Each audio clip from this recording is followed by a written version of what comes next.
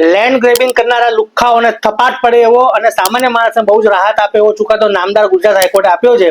અને હવે land grabbing કરનારા જે તત્વો છે ને એની સામે એક એક નહીં, બે એફઆઈઆર થાય અને બે અલગ અલગ કેસ હોય. એક જ જમીન હોય, એક જ મિલકત હોય, એની ઉપર જો જે લેન્ડ ગ્રેબિંગનો ગુનો કર્યો હોય તો બે કેસ ચાલી શકે, અલગ અલગ કેસ ચાલી શકે એવો બહુ જ મહત્વનો ચુકાદો ગુજરાત હાઈકોર્ટના જસ્ટિસ નિરલ મહેતા સાહેબે આપ્યો છે. તો શું છે આ મામલો આજે જાણીએ, અને મને આ તમે ફોલો કરી દેજો અને લાગતા વળગતાના રીલ વધુ ને વધુ શેર કરજો.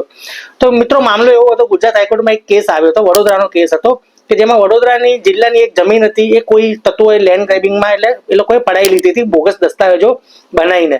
તો જે જમીન માલિક હતા એમણે આઈપીસી એટલે કે ઇન્ડિયન પેનલ કોડ હેઠળ બધી જે ચીટિંગની ને વિશ્વાસઘાતની બધી ફરિયાદો કરી હતી, એ ફરિયાદ થઈ હતી અને એનો અલગ કેસ ચાલતો હતો. અને પછી એ લોકોએ કલેક્ટરમાં લેન્ડ ગ્રેબિંગ એક્ટ હેઠળ પણ ફરિયાદ કરી હતી. તો કલેક્ટરે પણ એમાં અલગથી ફરિયાદ કરવાનો હુકમ કર્યો હતો, એના આધારે અલગ ફરિયાદ થઈ હતી. એટલે આજે કથિત લેન્ડ ગ્રેબર જે એ લોકો ગુજરાત હાઈકોર્ટમાં આવ્યા હતા અને એ લોકો એવું કીધું હતું કે ભાઈ આ એફઆઈઆર ક્લબ થવી જોઈએ અને એક જ જમીન જે એક જ પ્રકારનો ગુનો છે તો અલગ અલગ કેસ ના ચલાવવો જોઈએ. તો હાઈકોર્ટે એવું કીધું કે બંને પ્રકારના ગુના અલગ અલગ કહેવાય, એની ઇન્વેસ્ટિગેશનની અને એની કોર્ટમાં ટ્રાયલ ચલાવવાની પદ્ધતિ અલગ અલગ હોય છે.